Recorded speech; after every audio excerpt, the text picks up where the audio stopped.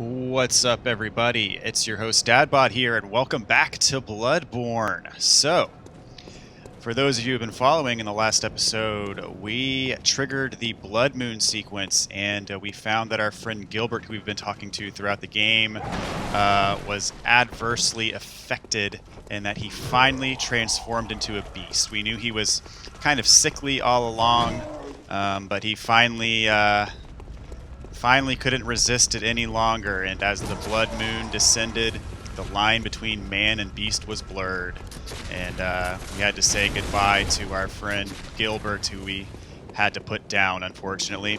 So what we're doing right now is there's another sequence that's triggered by the blood moon, and this particular sequence has to do with the Gascoigne saga. So if you remember from back several episodes ago, we talked to Gascoigne's daughter. She made her way to Udin's chapel and got eaten by the pig. We then killed the pig and got her hair ribbon from the inside of the pig, because presumably the pig had her for lunch. And it was a very sad story indeed. But as it turns out, that is not Gascoigne's only daughter. In fact, that daughter has a sister who is now home. So we're going to talk to her now.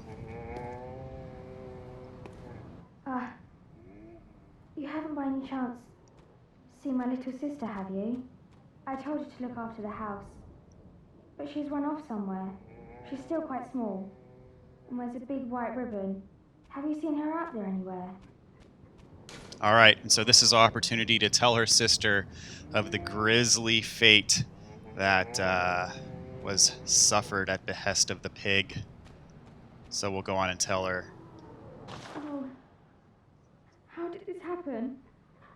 Why would she ever go outside?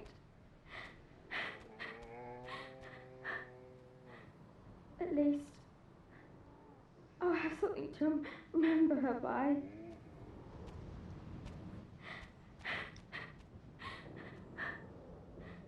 Okay, this story is just one horrible thing after another.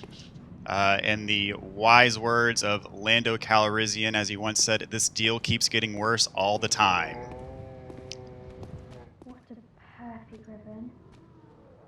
And now it's mine. I can't wait to try it on. And as much as I would like to tell you otherwise, it doesn't get any better. In fact, to trigger the next event, we actually have to quit and reload the game. So, what we just did there was, we gave Gascoigne's other daughter evidence that her sister was killed, and now she realizes that. And in keeping with the theme of this whole side quest, nothing good is going to come out of this. Sad to say, kind of spoiler alert, but there's absolutely no happy ending involved with any of this. So once the game comes back up, we'll see for ourselves. So if you remember, her little sister made her way to Udin's chapel, or at least attempted to, and then was eaten by the pig in the tunnel. So sister is no longer there. The lights are out. No response. So if you guessed that she did the same exact thing her sister did and tried to make her way to Udin's chapel, you would be wrong. There she is.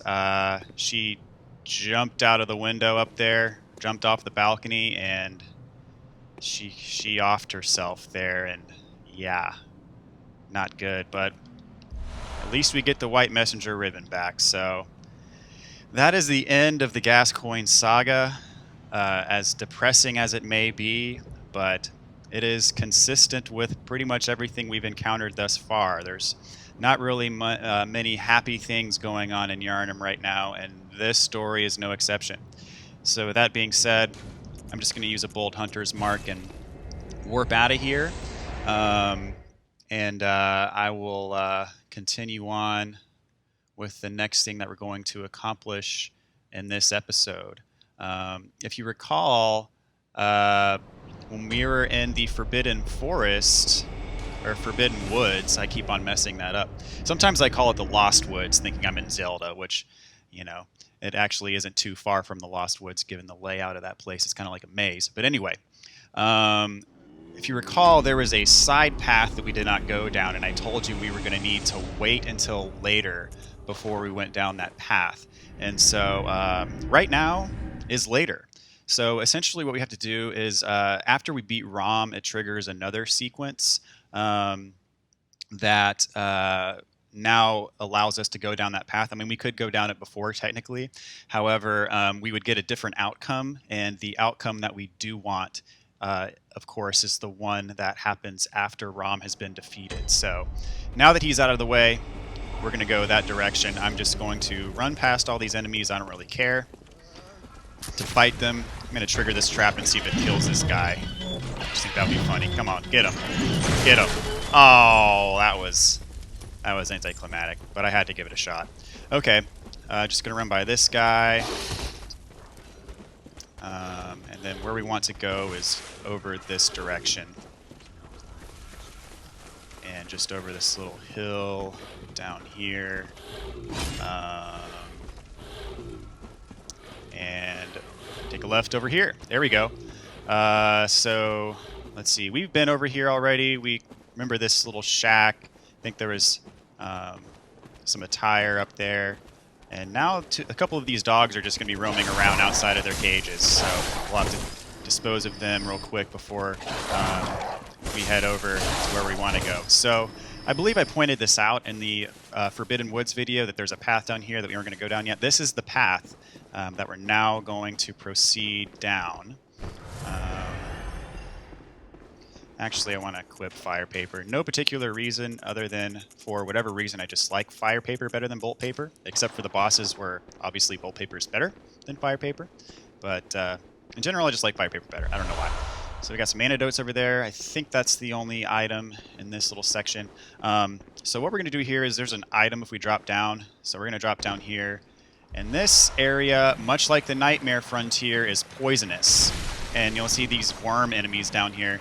These worms actually pack a lot more of a punch than you would think. For one, their attacks do a decent amount of damage. And for two, they'll gang up on you. And if they all attack you at once, it can be bad.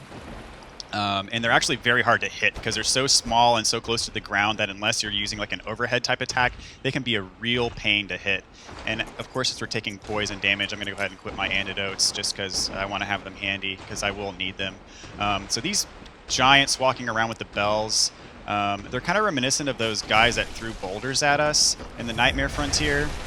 Oh geez, so you see how annoying those worms can be and how deadly they can be if you're not careful.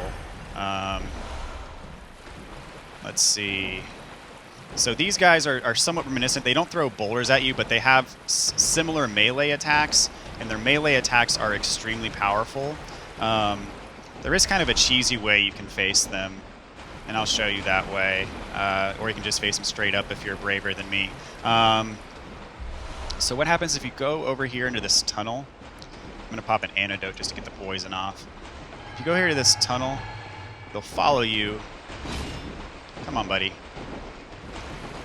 They'll follow you, but the ceiling is too high for them to cross, so they actually can't follow you all the way in here. And so it leaves you a pretty easy opening to bait one of their attacks and then just punish them with little to no risk. So even if you take a shot, it's not going to kill you. And oops, I accidentally hit the wall there. There we go. And then you can just kind of rinse and repeat. Is he stunned? I think he's stunned. There we go. Now he's back. One more shot here should get him. There we go. Twin bloodstone shards. Not bad. I'm not going to bother with killing all of them. There's really... I mean, they drop a decent amount of blood echoes, I guess, but more trouble than it's worth. I got a couple blood gemstones down here. Is that it for all the items? We got the one all the way down at the end there. I don't believe there's anything up here. So I think that's about it for this area. So the way forward is we go through this little cave here. And then there's going to be a series of ladders. I just want to make sure that I'm not missing Now they can follow you through here, so don't try to use that tactic that we used over there and here, because they will follow you in here, and you know they'll attack you and make your life difficult. So the way forward is up this ginormous ladder that goes up a long way, but you'll notice some skeletons and kind of mold growing on them. It's all creepy and dingy down here. But you'll see where we're going. It's actually kind of cool. All right, so made it up that ladder, and we're greeted by, you guessed it, another ladder. Oh boy. So if you're paying attention, this brickwork might look familiar to an area that we may have been before. So we arrive at the very, very top, and here we are. We are back in Central Yharnam. So this was the gate that was locked in like that first area that we were in right after exiting Iosefka's clinic. So there's the clinic, and here we are back in Central Yharnam. And so there's the gate that we just unlocked, but there's also a back way. We go through here that we could not access before. So let's follow this path and see what lay ahead. So here's a brain sucker. Be careful with this guy. Oh, he almost got his grab attack on me. And again, if one of these guys grabs you, he'll suck insight from your head, in addition to causing a decent amount of damage as well. That can be very frustrating when they take all your insight, because I think I've said it before, they do not give it back after you kill them. Once it's gone, if they take it away from you, it's gone for good. So up on this roof, there's just a bunch of crows. I'm not really interested in taking them out right now. There's no items up here that I'm aware. So in here, we're going to get an insight point just for entering. We are in Iosefka's clinic, the back way. So here we are, back in the clinic where we started the game. Actually, this is not the exact area we started the game, but close to. So here is this little alien dude, and this is actually, if you remember that creepy guy who was eating a person, I told you we do not want to send him to the Cathedral Ward because he'll start killing our NPCs that we've sent there for safety. So instead we sent him to Iosefka's clinic. I just wanted to make an example of him to show you what happens when you send NPCs to Iosefka's clinic. And this is what happens. They get turned into these creepy alien dudes. So this is that guy. He's an alien guy now, and we just killed him. And he drops the beast rune. So I mentioned you can also just attack him. You don't even have to send him anywhere. You can just attack him, and he'll turn into a dark beast. And if you kill him in his dark beast form, he will also drop the beast rune. So we get it either way. So this is just we already have one of the beast runes, so this is just another variety of that same beast rune. And of course, the effects stack if you want that. So we go all the way back here into this room. There's a treasure chest for us with a communion rune. So we already have one of those as well. So I think this one gives us blood vials +3. Yeah, max blood vials held up +3. So we also have this other one up +1. So if you wanted to equip both of them, you could have up to 24 blood vials equipped, and that can make or break a fight if you are using a lot of blood vials. Okay, so let's go through here. So this is precisely the reason why we waited to come here until after Rom, because in here is someone, and that someone is the imposter Iosefka. Just making sure there's nothing over here. And so if you come here before defeating Rom, she will aggro you as soon as you walk in this door, and you're going to have to fight her. If you approach her after fighting Rom, she's writhing on this table, not in very good shape. God, I'm nauseous. Have you felt this? It's progressing. I can see things. I knew it. I'm different. I'm no beast. Oh, God, it feels awful. But it proves that I'm chosen. Don't you see how they writhe inside my head. It's rather rapturous.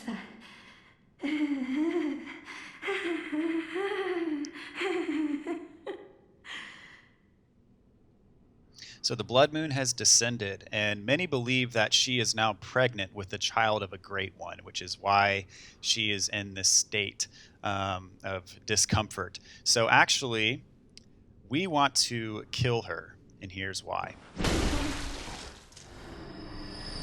This is our second of the 1/3 of Umbilical Cord. So that's why people think that she's pregnant with the child of the Great One, because if you kill her, you do get this item right away. Let's go ahead and read it, because it has a different description than the other one that we have. A great relic, also known as the Cord of the Eye. Every infant Great One has this precursor to the Umbilical Cord. Provost Willem sought the cord in order to elevate his being and thoughts to those of a Great One by lining his brain with eyes, the only choice he knew if man were to ever match their greatness. So that's why we came here after Rom, because if you come here before Rom and she aggroes you and you have to fight her, even if you kill her, she's not going to give you the 1/3 cord, presumably because the blood moon hasn't descended yet, so she's not pregnant yet with the child of the Great One, so therefore no 1/3 cord. So if you do not come here until after Rom, if you don't wait to come here until after Rom, you're going to miss out on that opportunity. So that is a missable item if you do that in the incorrect order. So as I said, there are 4 of these 1/3 cords. So even if you lost out on this one, there's still 2 more to get. So you can still get your total of 3. And again, these do impact the ending. You can, if you upload a save to the cloud, or if you back up a save to a USB device, you can get all 3 endings on one playthrough if you just make the decision at the end of the game and then get the ending and then reload, make the other decision, get the ending and reload. One of those involves consuming the 3 1/3 cords. So if you want to get all 3 endings on one playthrough, you don't want to consume the cords now. You want to wait until the end of the game, because if you consume the cords now, you're going to lock yourself out of the ending that is involved in not consuming the 3 cords. So just keep that in mind. So here we have another alien creature, and just because, well, actually not just because, I'm going to use Iosefka's blood vial to heal up, and I'm going to kill this alien, who drops Iosefka's blood vial. So that is the real Iosefka. It's not exactly known how the imposter Iosefka got in here and turned the real Iosefka into an alien and then took over her clinic, but that did happen, and so she drops Iosefka's blood vial. So the reason why I just used that other one is because you can only have one in your inventory at a time. So if I didn't use that other one, then I wouldn't be able to pick up this one here and show you guys what happens. So if this room looks familiar, it's because this is the very room that we started the game in. So on this table, we have the Cainhurst Summons, which that's an item that allows us to get to the Castle of Cainhurst. If you do not have this item, you will never get to Cainhurst. Let's read what it says. An old bloodstained summons inviting an honored guest to the forsaken Castle Cainhurst. Rather bafflingly, it is addressed to you. Do not hesitate. The stagecoach leaves from Hemwick Crossing. So we're going to go back to Hemwick Crossing at some point, not right now, but when we want to go to Cainhurst, that's where we're going to head over, is back to Hemwick, because that's where the carriage leaves from to get to Cainhurst. So this door was locked at the beginning of the game. We had to open it from the other side to get through to here. And so yeah, this is the room where we started the game. So here we are, back to our roots. So that's all I wanted to show you back here. Of course, a couple important things, getting that 1/3 cord, and then also getting the Cainhurst Summons. So with all that being said, let's warp back to the dream, and then we're actually going to carry on with one of the next main area for to progress through the main quest line. And so, let's see, can we level up? Welcome. Very well. Not quite, but I'm sure we can pop some Blood Echo items to make up the difference. We can use 3 of these. Is that enough? Probably not, but we'll see. Welcome. Very well. No. Oh, yes, it is. Barely. Okay. right? Yeah. No, it's not. We need 22,000, not 20,000. My bad. I misread that. Okay, let's pop one more, right? Welcome. Very well. All right, there we go. I'm going to put this one into Vitality, get some extra health. Sounds good to me. And I'm going to do a couple housekeeping things while we're here. Sometimes Gehrman appears over here. I'm not sure exactly what the trigger is for it, but if you do see him after killing Rom, he'll make reference to... He's like begging Lawrence to come and like save him because he doesn't want to be here anymore. He's kind of trapped and wants to get out but can't. It's kind of sad. All right, let's go to the Insight shop and we'll top off our bolt paper. Oh no, they're already all topped off. Never mind. Is there anything else we can get? Just Henrik and Gascoigne set. Okay. Sounds good. We're in good shape. Anything in storage? I got some Molotovs in storage we'll take out.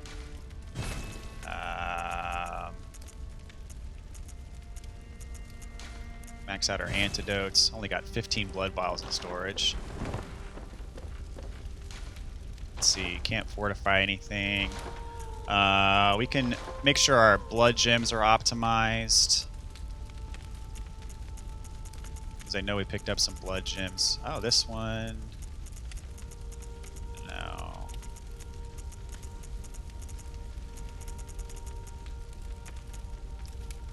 Make sure they're optimized on our saw cleaver in case we decide to use that at some point. This one makes it a little bit better.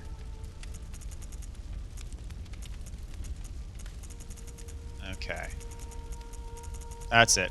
I don't really want to change my runes. So I think we're good. The next place we're going to go, we unlocked the first lamp in Yahar'gul Unseen Village. So if you remember, right after we killed Rom, the game warped us back to that cathedral where the amygdala warped us to the Nightmare Frontier. And those doors were open after beating Rom. And so we walked through and made some slight progress into Yahar'gul and unlocked that first lamp. So this is where we return back to Yahar'gul and we see some new areas in here. So we unlock the full extent of Yahar'gul instead of just that little piece that we saw when the Snatcher took us there earlier in the game. So this stairway is the path forward. There's a amygdala there who will try to grab you if you're not careful, along with a bunch of enemies. There's some loot over here that we're going to get before we proceed that way. A bloodstone chunk. We're going to start getting those now, and we're going to be able to take our weapons past +6 if we get enough of them. But there are plenty around here. There's another item, but before that, there's a guy here with a hand cannon that's going to try to take us out, so we'll get to him first. Then there's a guy that comes up from behind. Whoops, kind of careless there. So the thing with this place, if you heard that weird noise when we killed him and he just disappears, that's because he's actually going to respawn if I give it enough time. So the Iron Yahar'gul helmet. So he's going to respawn if you give him enough time. So in this area of the game, let's see, that's an elevator shortcut that we don't have yet. In this area of the game, there are these bell maidens, and whenever they ring their bell, it does a couple of things. It, one, buffs the enemies, so they're stronger than normal.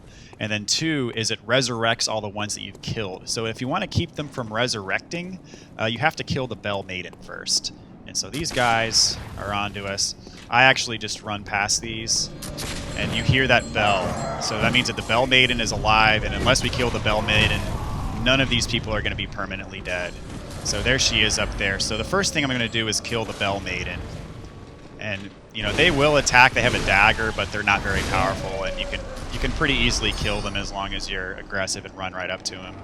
So now that this bell maiden's dead, the enemies in this particular room are not going to respawn. We got a bolt blood gem. The Mensis ritual must be stopped, lest we all become beasts. So the fact that the blood moon is descending has something to do with the Mensis ritual, because they had worked to do that, to summon the moon, and then, however, Rom was able to stop it. But now that we've killed Rom, there's nothing holding it back now. So that's why the blood moon is upon us.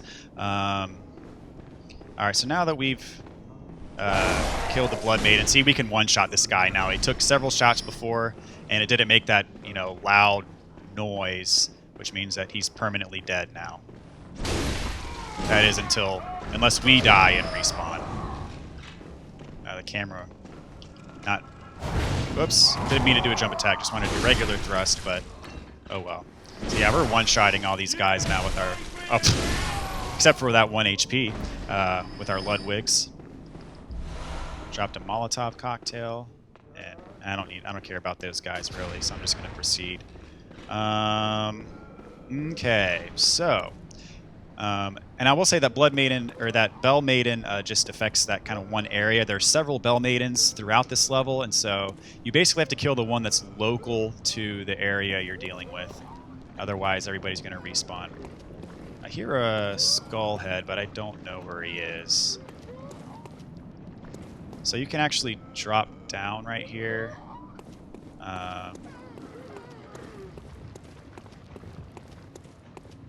Is he around here? I thought I heard him.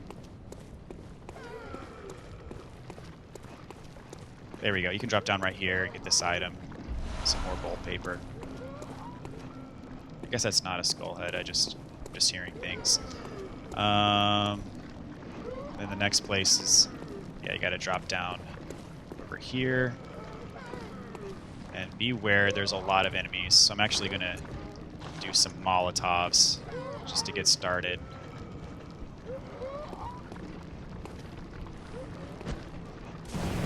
That's not doing very much damage. Oh well. Got all their attention. Oh, they have Molotovs too. How about that? So you can tell how buffed they are, just because the Bell Maiden in this area hasn't been killed yet. So with that being said, it's not even worth really facing these guys yet. You can hear that Bell Maiden.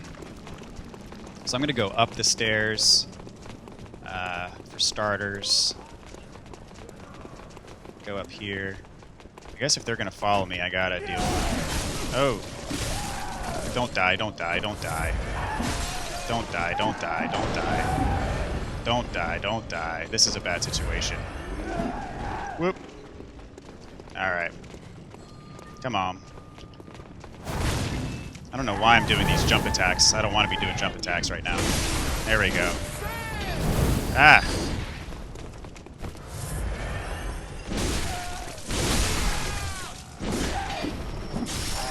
Hey! So these are all going to respawn anyways, but I don't really have a choice but to kill them right now, because they were ganging up on me. Whoops. Good grief. I was not expecting that combo.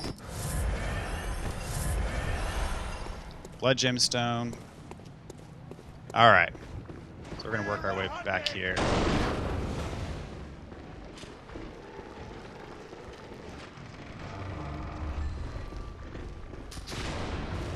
Got an item over here. The air room.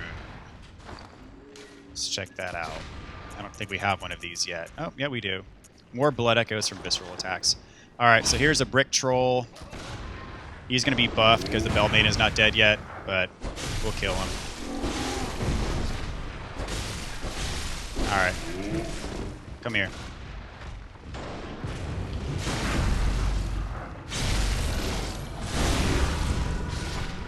Actually, I think the Bell Maiden is...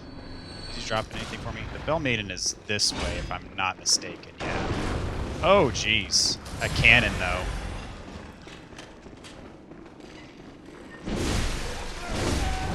So she's taken care of now, so these enemies are all vulnerable again.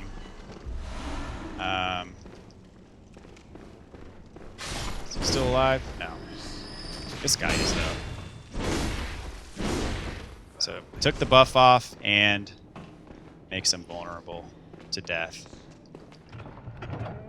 So, these double doors actually don't unlock from this side. So this is the stairwell. If you remember last time, we just dropped down over here. So we're back to kind of, we made the connection. So when you first come, if you come the other way instead of dropping down like we did, you have to go through this hole in the wall, and then you have to work your way all the way around this kind of caged area before you can get back and kill that Bell Maiden. But so this is the way that you would go otherwise if you did not drop down to get that bolt paper that we got. But fortunately, these guys are all going to be gone for good now. Let's see. So make sure we get all the items. There's one back here behind this door. Frenzied Cold Blood Tier 8. Cool. Okay. It's a lot less stressful when the Bell Maiden's gone. You can actually kill the enemies. So this is, you know, where we just were, where all those ladies were attacking us from before. And you can see they've all respawned. So the next area that we want to go is over here. And there's another Bell Maiden. So all these enemies. I don't know where the actual Bell Maiden is. But anyways, there's a amygdala back there. More Bloodstone Chucks. That actually helped us out. So that amygdala there shoots the laser beam from his head. So that thing is deadly if it hits you. So what we're going to do is there's a hole in the fence. Oh, geez. There's a hole in the fence right there that we want to drop through. It leads to a secret. It's very easy to miss, but you want to make sure that you drop down so you do get this secret. Oh, geez. They're dropping on us, too. Oh, gosh. No! Dang it!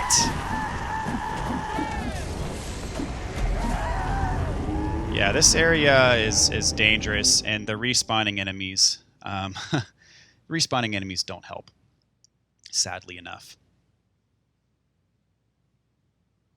But fortunately, it's not that hard to make our way back over there because we've unlocked kind of the doors. We should be able to make it back to our Blood Echoes without too much of a hassle as well, but famous last words. Oh, geez. Oh, geez. Alright, that was too close. Alright. Get the Bell Maiden. Is anybody coming up for us? Yep. So now they're weak.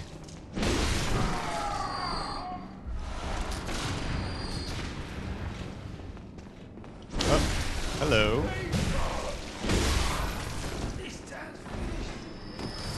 My hand lantern's unequipped as well. There we go.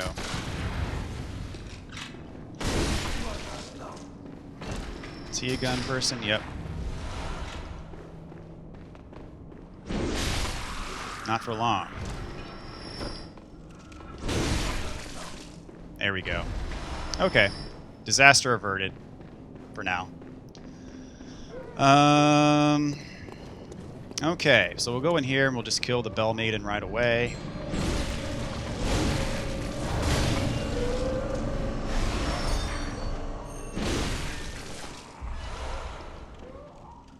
Alright.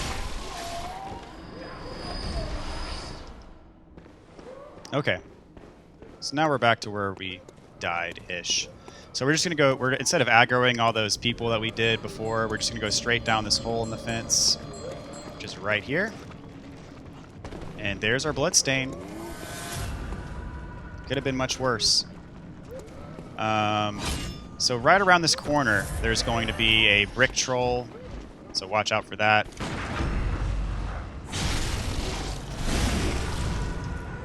And he is now on the first floor. So this room is tricky because the Bell Maiden is up here. And the only way to get up on this level where the Bell Maiden is to drop down through that hole in the fence that we just dropped down through. So it's easy to miss, but we do want to come down here, for one, to kill the Bell Maiden in this area.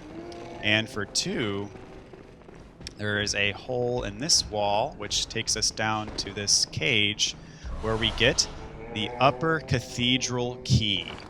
Now this key is pretty critical It leads us to a secret area of the game, the key to the upper Cathedral Ward. The upper echelons of the Healing Church are formed by the School of Mensis, based in the Unseen Village, and the choir occupying the upper Cathedral Ward. This key brings one a step closer to the choir. So if you remember when we climbed up that tower way back in the day, we got the Radiant Sword Hunter badge, which allowed us to pick up Ludwig's Holy Blade, and then we went just a little bit further than that, and there was a door that was locked. So this key opens that door to an optional area, the Upper Cathedral Ward. But, of course, this is a completionist guide, so we are going to tackle that area probably in 2 or 3 videos.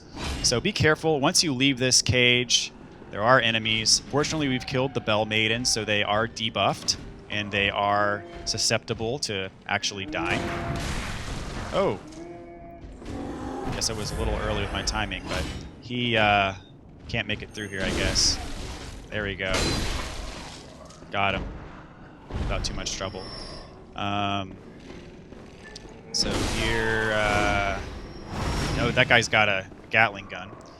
And another... Oh, there's the one that we actually knocked down from earlier. Got him. So I think this room's cleared out now. And inside of this chest, we have something else that's of import. The Tiny Treacherous. So the Tiny Treacherous is not a weapon like the regular Treacherous. It is instead a hunter's tool that you cannot use unless you have 25 arcane. In this playthrough, we're probably not going to get up to 25 arcane.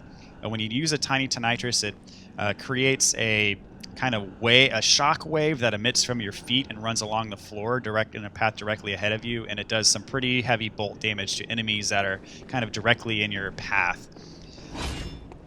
So anyway, if we continue down through here, this takes us back to where we were before. If you remember, there were those ladies kind of around, I think it was like a little fountain, and I threw some Molotovs down just a few minutes ago. That is here. But the ladies are not there because they did not spawn because we killed Bell Maiden back in that other room. Okay, so that brings us back to up here where we encountered all of these. So the Bell Maiden that we killed in there up on that ledge, kind of the secret from dropping through the gate here, is the Bell Maiden that is linked to all of these people. So if you never get to that place, you're never going to be able to kill these people. They're going to be buffed, they're going to keep respawning, and it's going to be a lot more difficult. But fortunately, since we have killed the Bell Maiden, we're in much better shape than we were before when we died. So yeah, let's see. Not too bad taking care of all these people. Amygdala is shooting his laser beam, which might actually kill some of these things. And hopefully I'll be able to make it past the laser. It has killed me before. There's actually a spot where you can stand where you're kind of safe. I forget where it is. I think it's... Oh, geez. I think it's right where she was standing. Yeah. But she was unaffected by it. So let's go up and kill her. Oh, jeez. So yeah, this is the secret spot. So if you stand kind of to the left of this chair, his laser follows the same path every time. So wait for it to go by, and then you can run down safely. Just make sure you go quickly, because otherwise you'll get caught up in it again. So now that we're down here, we're safe. At least for now. And here we arrive at another lantern, but before we get that lantern, let's get the skull head. I do not believe this is a trap, if I remember right. Yep, it's not. And we got 2 bloodstone chunks. Excellent. So, now that we've arrived back at our lamp, I think we're going to call this one here. I think we've done enough. So we've made our way through a decent portion of this level. We've got maybe a little bit less than half of it to go.